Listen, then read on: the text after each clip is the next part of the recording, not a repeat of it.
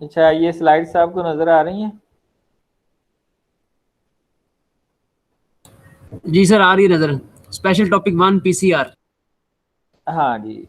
तो पीसीआर को हम एक दूसरा नाम भी देते हैं, जिसको हम कहते हैं इन विट्रो डीएनए सिंथेसिस। जो हमारे बॉडी के अंदर पीपीसी हो रही है, डीएनए की सिंथेसिस यानी कि रेप्लिकेशन हो रही है, उसको हम कहते हैं इन विवो डीएनए सिंथेसिस।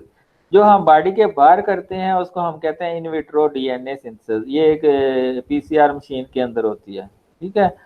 तो इसमें हम एक स्मॉल पीस ऑफ डीएनए को यूज करके बहुत ज्यादा कॉपी जनरेट करते हैं। ठीक है। डीएनए की बहुत ज्यादा कॉपीज जनरेट करते हैं। अब जो इन विट्रो है वो इतनी सिंपल नहीं होती डीएनए की सिंथेसिस। ये किसी का माइक आना है, काइंडली बंद कर दें।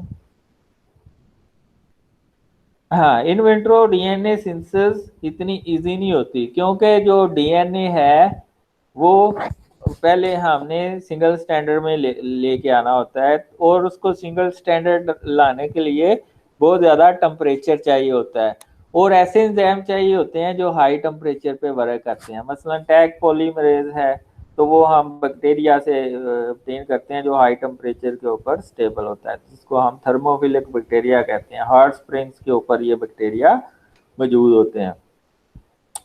अब ये जो बैक्टीरिया का पॉलीमरेज है ये लग जाता है, लेकिन जो डीएनए सिंथेसिस होती है हमारी बॉडी के अंदर, वहां पे क्या होता है कि एक स्पेसिफिक होता है हमारा सीक्वेंस ऑफ रिएक्शन, जो किसी कंट्रोल कर रहे होते हैं चीज़ों को। ठीक है।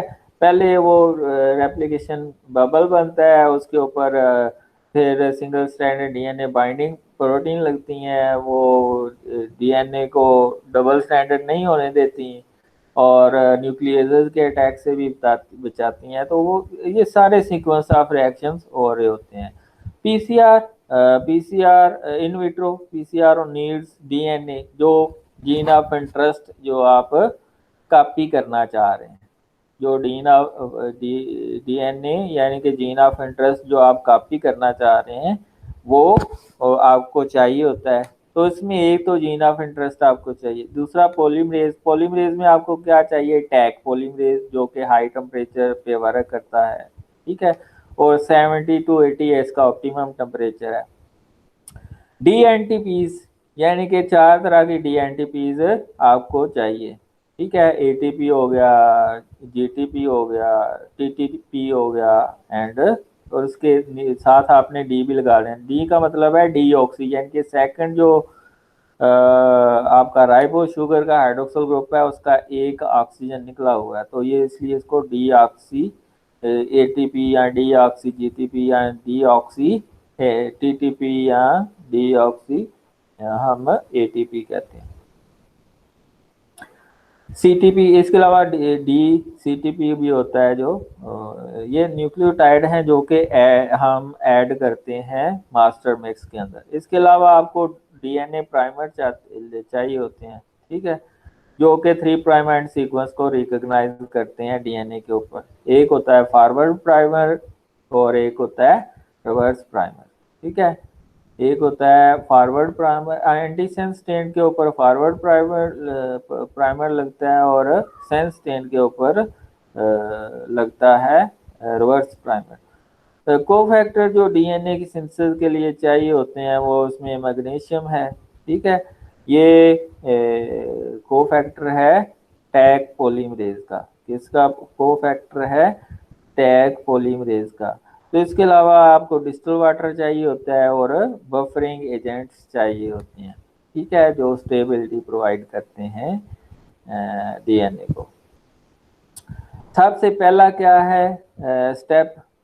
डीनेचरेशन स्टेप है। इसमें क्या होता है, डीएनए जो है हम हाई टेम्परेचर पे उसको डीनेचर करते हैं। डीनेचर करने के बाद वो सिंगल स्टैंडर्ड फॉर्म में आ जाता है, और इसका टेम्परेचर 94-95 डिग्री सेल्सियस होता है। इसके अलावा single standard stain complementary DNA primer are annealed to DNA at calculated lower temperature. They have a free 3 hydroxyl group and at 50 to 70 degree centigrade. जो प्राइमर होते हैं जिसको नील करते हैं सिंगल स्टैंडर्ड डीएनए के ऊपर ऑन 3 प्राइम एंड, तो उसमें क्या होता है, ये जो अनीलिंग टेम्परेचर है वो ये मोस्टली मेल्टिंग टेम्परेचर के 5 डिग्री कम होता है। इसका फार्मूला मैंने जब आपको कराया था प्रैक्टिकल, तो इसका एक मैंने फार्मूला बताया था कि क्या होता है। तो ये मोस्टली ये 20 रेजिड्यू होते हैं प्राइमर के अंदर, ठीक है, न्यूक्लियोटाइड के 20 मोस्टली न्यूक्लियोटाइड का होता है primer.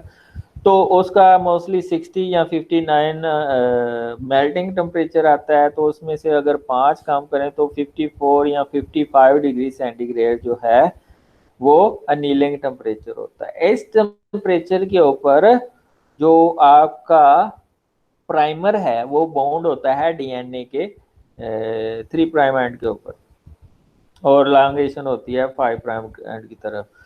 One base pair with each DNA stained in the anti-parallel orientation and both primer face towards each other। वो एक दूसरे के अपोजिट जो है वो डीएनए को एक्सटेंड कर रहे होते हैं। पॉलीमरेज एक्सटेंड द, ये जो एक्सटेंशन टेम्परेचर होता है जिसपे जो डीएनए पॉलीमराइज करता है, जब टैग पॉलीमरेज आके लगता है प्राइमर के ऊपर तो डीएनटीपीज ऐड होना शुरू हो जाते हैं टैग पॉलीमरेज की मौजूदगी में यूजिंग एनर्जी।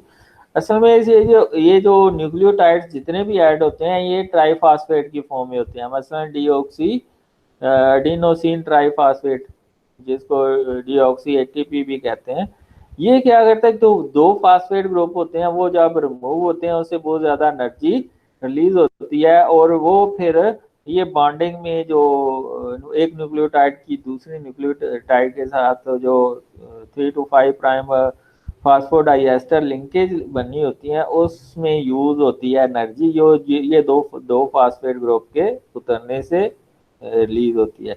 ये जो एक्सटेंशन टेम्परेचर है ये 72 डिग्री सेंटीग्रेड था। तो इसमें 3 टेम्परेचर होते हैं, एक डीनेचरेशन टेम्परेचर जो 94 या 95 डिग्री सेंटीग्रेड होता है, दूसरा अनीलिंग टेम्परेचर होती है जो 54 55 के राउंड होता है मोस्टली केसेस में, लेकिन ये 50 to 70 डिग्री सेंटीग्रेड भी हो सकता है। अब जो एक्सटेंशन टेम्परेचर होता है जिसमें टैग पॉलीमरेज प्राइमर और डीएनए के ऊपर आकर लगता है और डीएनटीपीज ऐड होती हैं, वो टेम्परेचर होता है 72 डिग्री सेंटीग्रेड, जिसमें टैग पॉलीमरेज ज्यादा अच्छा काम करता है। Excuse me sir.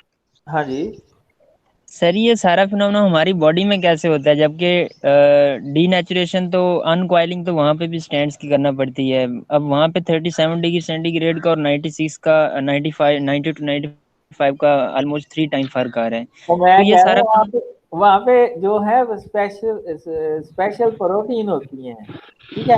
मसलन जो आप बताएं जो डीएनए को लैदा करती है उस प्रोटीन का क्या नाम है?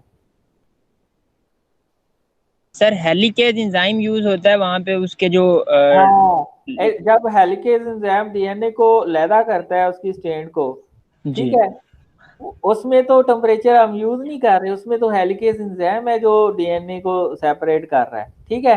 फिर DNA single standard binding protein आके लग जाती हैं जो उसको सेपरेटेड फॉर्म में रखती हैं, और दूसरा हमारी बॉडी में बहुत ज्यादा न्यूक्लियसेस होते हैं जो सिंगल स्टैंडर्ड डीएनए को डाइजेस्ट कर देते हैं। तो वो single standard DNA binding protein है वो ना तो दोबारा डबल सिंगल स्टैंडर्ड डीएनए को नील होने देती है, ठीक है, और ना ही वो डाइजेस्ट होने देती है न्यूक्लियस के अटैक से। दूसरा ये प्राइमेज एंजाइम उधर आ जाता है, वो प्राइमर सिंथेसाइज करता है, वो लगता जाता है और सिंथेसिस होती रहती है बॉडी के अंदर डीएनटीपी, और ये प्रोसेस हो रहा है 37 डिग्री सेंटीग्रेड के ऊपर। मैं कह रहा हूँ जो बॉडी के अंदर होता है वो तो अल्लाह के कंट्रोल में है, वो बड़ा कंट्रोल है, बड़ा अच्छा हो रहा है, लेकिन जो हम खुद से कर रहे हैं वो 90 बड़े हाई टेम्परेचर पे हो रहा होता है। तो उसमें स्पेसिफिक सिस्टम है, इधर हमें खुद जनरेट करना पड़ता है सिस्टम। ठीक हो गया हाल साहब? जी सर, जी श्योर। चलें जी। One primer is enough for synthesis, लेकिन हम ज्यादा जो है एम्प्लीफिकेशन कराना चाह रहे हैं तो इसलिए हम दो प्राइमर यूज करते हैं, एक फॉरवर्ड प्राइमर और दूसरा reverse primer. As a PCR progress the DNA thus generated is itself used as a template for replication.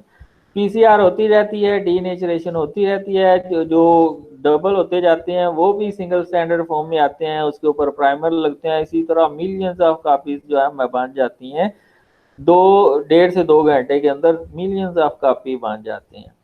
तो इसमें हम फाइनल जो एक्सटेंशन होती है, मसलन ये जो तीनों टेम्परेचर देते हैं, कोई 15 सेकंड के लिए, 20 सेकंड के लिए, 15 सेकंड के लिए, तो ये जो मसलन डीनेचुरेशन होनी है तो 15 से 20 सेकंड, फिर नीलिंग टेम्परेचर है वो भी हम 15 से 20 सेकंड, फिर एक्सटेंशन है वो 15 से 20 सेकंड देते हैं। जो नीलिंग होती है वो थोड़ी ज़्यादा दे देते हैं, 15 से 30 सेकंड तक दे देते हैं। और ये फिर साइकिल रिपीट होते रहते हैं, बार बार होते रहते हैं, और डीएनए एम्पलीफाई करता है एक्सपोनेंशियली, 2 टू की पावर 8, 2 की पावर 16, ये बढ़ता रहता है exponentially. With PCR, it is possible to amplify a single or few copy of a piece of DNA across several order of magnitude, generating millions more copies of the DNA piece. ठीक है, ये आप देखें किस तरह millions copy generate होती है। तो जब पीसीआर प्रोडक्ट आ जाता है हमारे पास, तो अगर तो बैंड आ जाते हैं स्पेसिफिक जीन ऑफ इंटरेस्ट के, तो हम कहते हैं कि पीसीआर प्रोडक्ट बन गया है। अगर ये बैंड नहीं आते तो पीसीआर प्रोडक्ट ये आप दे सकते हैं, आपने अगर वो जेल इलेक्ट्रोफोरेसिस की है, ठीक है, 1% अगर वो जेल बनाई है, वो 0.5% भी हो सकता है, ठीक है, वो आपने जेल बनाई है, तो वो उसमें आपने डीएनए जो एम्पलीफाई हुआ है उसको रन किया है, ठीक है। रन करने के बाद अगर बैंड आते हैं, ये आप देखें 2 ब्राइट बैंड नजर आ रहे हैं, 2 सैंपल हमने रन किए हैं एज कम्पेयर टू लेटर भी रन किया है जिसमें नॉन मॉलिक्यूलर वेट के डीएनए के किलो बेस पेयर हैं। तो ये देखें, ये जीन ऑफ इंटरेस्ट के साथ 1 किलो बेस पेयर जो है मैच हो रहा है, तो हम कहेंगे कि लेट्स सपोज के ये 400 किलो बेस के साथ मैच हो रहा है, तो हमारा जो डीएनए ऑफ इंटरेस्ट है वो 400 न्यूक्लियोटाइड बेस पेयर का है। तो ये है पॉलीमरेज चेन रिएक्शन और एगरोजेल इलेक्ट्रोफोरेसिस इसमें हम करते हैं। अब इसमें क्या होता है, prior information is needed to synthesize primer. अब प्राइमर जब डिजाइन करते हैं उसमें मोस्टली हम 3 सॉफ्टवेयर यूज करते हैं, प्राइमर 3+, प्राइमर ब्लास्ट और प्राइमर फॉक्स। ये अच्छे टूल हैं, इसमें बड़ी जल्दी जो है प्राइमर जनरेट हो जाते हैं, ठीक है। तो प्राइमर जो डिजाइनिंग है वो सबसे इम्पोर्टेंट है। इसमें आपने देखना होता है कि प्राइमर की एक प्राइमर की दूसरे प्राइमर की सीक्वेंस के साथ बिल्कुल होमोलॉजी ना हो। अगर उनमें सीक्वेंस होमोलॉजी होगी वो आपस में ही प्राइमर प्राइमर डाइमर बना लेंगे। इसी तरह 3' प्राइम एंड के ऊपर भी जो जी सीक्वेंस है या वो ज़्यादा नहीं होने चाहिए, पॉली जीन नहीं होना चाहिए, तो वो सारे कैरेक्टरिस्टिक्स हमको देखने पड़ते हैं। तो प्राइमर डिजाइनिंग सबसे इम्पोर्टेंट टूल है। अगर आपने प्राइमर सही डिजाइन किए हैं जो जिनमें वो डाइमर भी नहीं बन रहा, हुक भी नहीं बन रही, तो वो फिर आपका जो पीसीआर प्रोडक्ट है वो सही जनरेट होगा। It is highly sensitive so contamination can occur. अगर डीएनए जो है वो कंटेमिनेट हो गया या उसमें कोई इम्प्योरिटीज आ गई, आपने लंबे अरसे तक स्टोर किया है तो उसमें इम्प्योरिटीज आ गई हैं। Usually small region can amplify, इसमें 2 किलो बेस पेयर का भी हो सकता है और 40 किलो बेस पेयर तक आप इसको एम्पलीफाई करते हैं। ये आगे जो अब पीसीआर की टाइप्स हैं ये आपके सिलेबस में नहीं है, आपने नहीं करनी। रियल टाइम पीसीआर है, सी पीसीआर है, इसी तरह नेस्टेड पीसीआर है, मल्टीप्लेक्स पीसीआर है, टच स्क्रीन पीसीआर है, क्योंकि ये आपके सिलेबस में नहीं। यहाँ तक किसी का कोई क्वेश्चन है तो वो आप कर सकते हैं। सर हाँ जी। सर जब हम जेल इलेक्ट्रोफोरेसिस करते हैं तो अगर उसमें बैंड नहीं आता हमारा, तो बैंड नहीं आता, इसका मतलब है जीन जो ऑफ इंटरेस्ट है वो प्राइमर के साथ एम्पलीफाई नहीं हुआ, या जो जीन ऑफ इंटरेस्ट है उसके अंदर इम्प्योरिटीज हैं। ठीक है सर।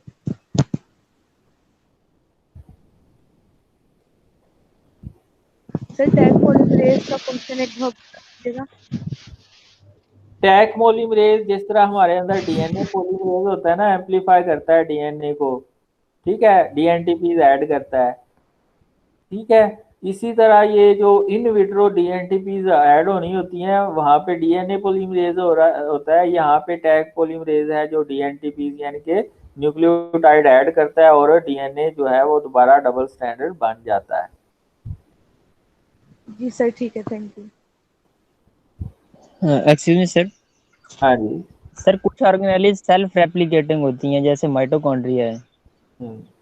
तो इट मीन इनके पास अपना डीएनए होता है कि उसके डीएनए को भी हम एम्पलीफाई कर सकते हैं इस मेथड से?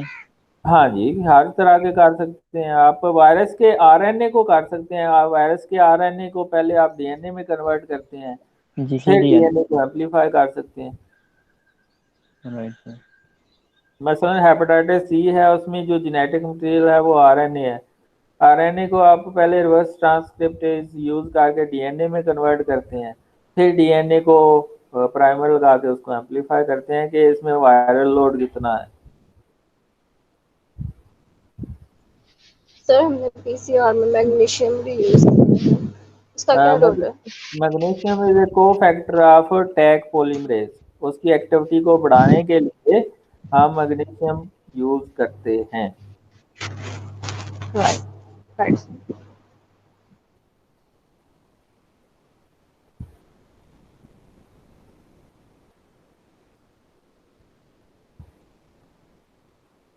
चलें जी, पीसीआर की आपकी रिवीजन भी हो गई, ठीक है। हाले साहब आप बताएं कि मास्टर मिक्स की के अंदर कौन कौन सी चीजें मौजूद होती हैं। मास्टर मिक्स के अंदर कौन कौन सी चीजें मौजूद होती हैं, हाले साहब बताएंगे।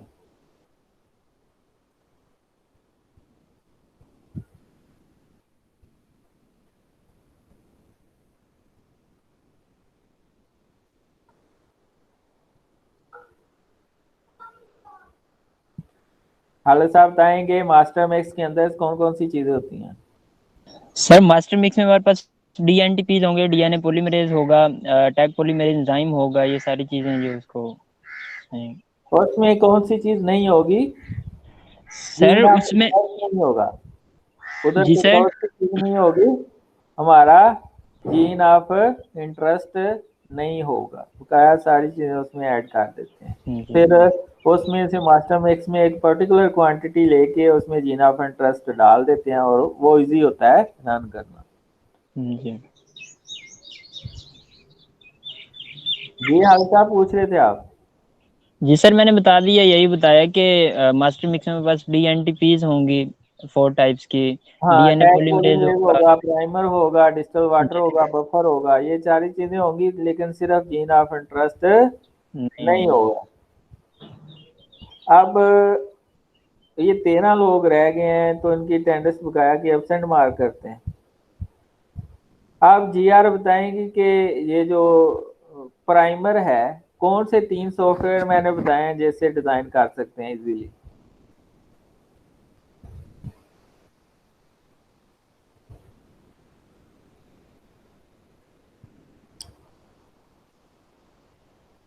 ये जेम्स जॉन बताएंगे कि कौन सी टेक्निक है जिसमें हम प्राइमर डिजाइन करते हैं। तो मैंने 3 बताई हैं टेक्निक्स। चलें, वो भी नहीं बताना चाह रहे तो जिसको आता है वो बता दें।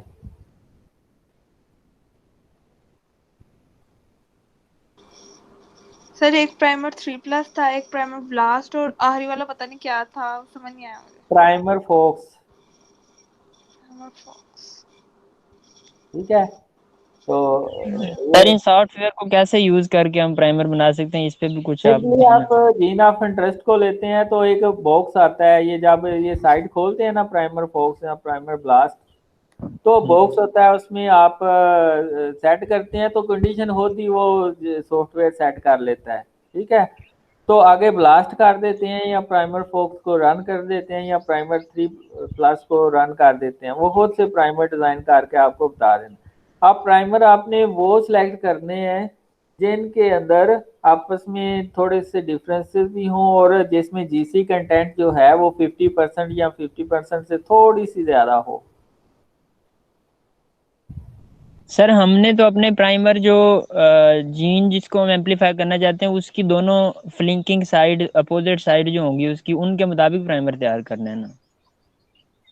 हाँ जी, प्राइमर वो खुद ही डिजाइन करके आपको दे देता है, वो एंड वाली ही साइड मोस्टली लेता है। तो जीन ऑफ इंटरेस्ट में कहीं पे भी प्राइमर आके लग सकता है। मोस्टली ये 3' एंड के ऊपर आके लगता है, तो वो 3' एंड से कहीं की कोई भी सीक्वेंस आके वो रिकॉग्नाइज कर सकता है, जिसमें उसकी अटैचमेंट बड़ी अच्छी होती है।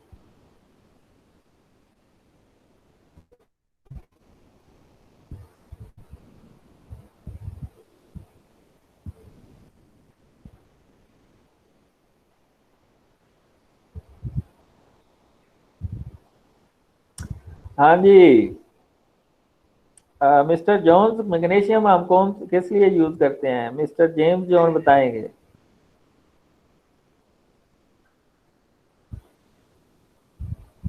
मिस्टर जेम्स जॉन बताएंगे कि हम मैग्नीशियम किस सर लिए। सर ये टैग पॉलीमरेज के वो उसके कोफैक्टर, लिए यूज को फैक्टर है। Very good.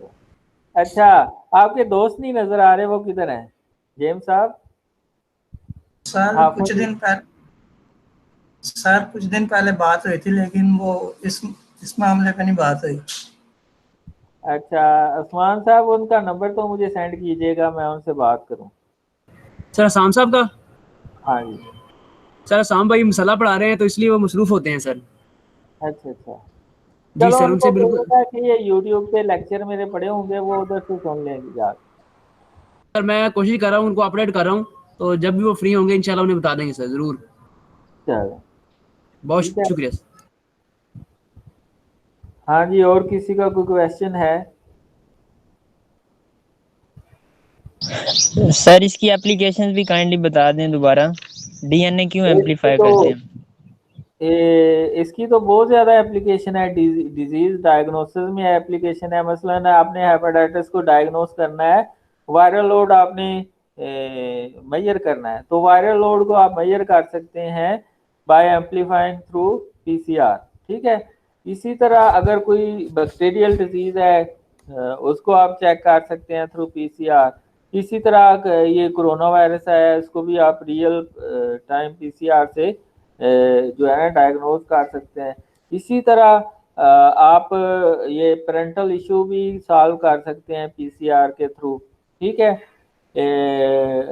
फादर और मदर ये यानी कि अगर उसके रिलेशनशिप फाइंड करने हैं तो वो भी आप फाइंड आउट कर सकते हैं। कोई क्राइम हुआ है, क्राइम सीन के ऊपर कोई डीएनए का कोई फिंगर प्रिंटिंग कर सकते हैं। ठीक है। तो ये सारी इसकी बहुत ज्यादा एप्लीकेशंस हैं जहाँ पे सॉरी सर, वायरल लोड कैसे हम डिटेक्ट करेंगे कितना है। हम तो उसकी ओरिजिनल जो क्वांटिटी होती है उसको एम्पलीफाई कर देते हैं, फिर हम साइकिल्स काउंट करेंगे कि इतने साइकिल से तो इतने हुए। हाँ, इसमें ये होता है कि रियल टाइम पीसीआर में अगर पीक जल्दी आ जाती है, यानी कि ग्राफ जल्दी ऊपर चला जाता है, तो हम कहते हैं कि ये वायरल लोड इसमें बहुत ज्यादा है। ठीक है। अगर पीक जो है वो तो ठहर के आगे जाके ऊपर जाती है, ठीक है, यानी कि ग्राफ की जो वो इतनी जल्दी नहीं आता, ऊपर नहीं जाता, तो हम कहते हैं कि ये तो इसके अंदर वायरल लोड कम है। ठीक है। तो सर हम तो क्वांटिटेटिव तो नहीं बता पाएंगे, इससे क्वालिटेटिव जज नहीं करेंगे कि नहीं, ज्यादा इसके ये। लिए क्वांटिटेटिव जो करते हैं वो रियल टाइम पीसीआर करते हैं। मसलन ये कोरोना वायरस है, इसमें सारे जो यूनिट हैं वो रियल टाइम पीसीआर के। रियल टाइम पीसीआर में हम क्या करते हैं, एक थर्ड प्राइमर यूज करते हैं जो लाइट प्रोड्यूस करता है हार्ट साइकिल के दौरान। जो क्या प्रोड्यूस करता है, लाइट प्रोड्यूस करता लाइट। है। वो कैमरा एक लगा होता है, वो उसकी इंटेंसिटी को मेजर कर रहा होता है, उसकी इंटेंसिटी को मेजर कर रहा होता है कि जितना ज्यादा साइकिल होते जाएंगे उतनी इंटेंसिटी ऑफ लाइट भी बढ़ती जाएगी और उतना जल्दी से वो ऊपर ग्राफ जाएगा। तो जितना वायरल लोड ज्यादा होगा उतनी एम्पलीफिकेशन ज्यादा होगी और उतनी जल्दी ग्राफ ऊपर जाएगा। वो इंडिकेशन होगी कि इसमें वायरल लोड ज्यादा है।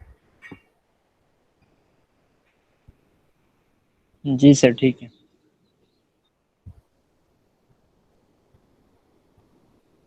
इसी तरह आपने कोई भी जीन ऑफ इंटरेस्ट ह्यूमन का, एनिमल का या बर्ड्स का एम्पलीफाई करना है तो उसमें भी आपका पीसीआर यूज होता है।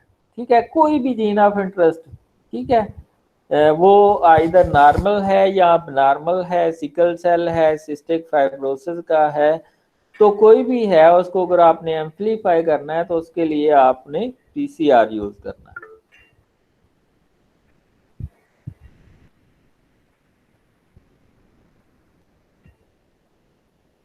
हाँ जी, यहाँ तक किसी का कोई क्वेश्चन? सर जेल इलेक्ट्रोफोरेसिस का थोड़ा सा आपने हवाला दिया था, उसमें कैसे हम मैच कर रहे होते हैं डीएनए के फ्रैगमेंट्स को? उसमें हम डीएनए फ्रैगमेंट्स के, स्टैंडर्ड क्या होता है सर हमारे पास हाँ, उसमें, उसमें जिससे एक लैडर यूज करते हैं, डीएनए लैडर। उसमें डिफरेंट किलो बेस पेयर के होते हैं मालिक्यूल्स, 10, 20, 40, 50, 80, 100, ठीक है, इस तरह के होते हैं। तो जिसके साथ आपका DNA gene of interest match हो जाता है तो आप कहते हैं कि आपके डीएनए का इतने किलो बेस पेयर का है। ठीक है, बट लेट्स सपोज के वो 7वें के ऊपर जाके मैच किया जिसका 50 किलो बेस पेयर जो है फार्मूला मास है, तो वो आप कहेंगे कि आपका जीन ऑफ इंटरेस्ट जो है वो 50 किलो बेस पेयर का है। सर फोरेंसिक लैब्स में भी काफी इसका यूज किया जाता है, उसमें भी जरा लाइट डालिएगा कि कैसे ही है। फोरेंसिक में तो हर जगह यूज हो रहा है। फोरेंसिक तो एक स्पेशल फील्ड है फोरेंसिक, जो मॉलिक्यूलर बायोलॉजी की, तो उसमें भी ये बड़ा ज्यादा यूज हो रहा है। ठीक है, for the identification of crime scene. ठीक है, क्राइम सीन को अगर आपने आइडेंटिफाई करना है तो उसमें भी इसी टेक्निक का यूज होना है। तो उसमें फिंगरप्रिंटिंग में होता है, क्योंकि हर बंदे के अपने डीएनए पैचेस होते हैं, उसको आइडेंटिफाई कर सकता है थ्रू यूजिंग पीसीआर। तो इसमें ये क्या होता है कि साइंटिफिक मेथड और इस टेक्निक को हम इन्वेस्टिगेशन ऑफ क्राइम के लिए यूज करते हैं। यानी कि अगर आपका कोई बॉडी पार्ट या इवन के ना कोई चीज थोड़ी सी भी रह गई है तो उसका हम जीन ऑफ इंटरेस्ट लेके तो उसको हम प्राइमरी डिजाइन करके उस बंदे का डीएनए लेना है और उसके अकॉर्डिंग प्राइमरी डिजाइन करके तो उसको रन करेंगे। तो अगर उसके साथ मैच होता है तो हम कहते हैं कि ये वाकई इसने ये क्राइम किया है, तो इसको हम फिर कोर्ट या लॉज के अंदर लेके जाते हैं।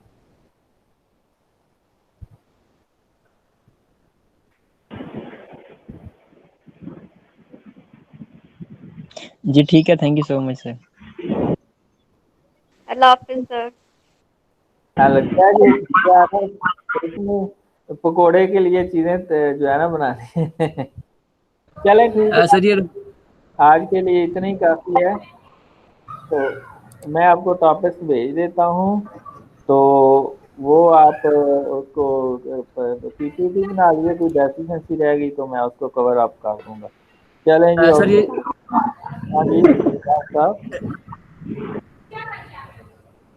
रिकॉर्डिंग सर शेयर कर दीजिए। रिकॉर्डिंग मैं आपको यूट्यूब का लिंक भेजता हूँ, तो जी उसमें सर। ये शेयर वो उसको आप देखिएगा, क्योंकि कुछ के अंदर ये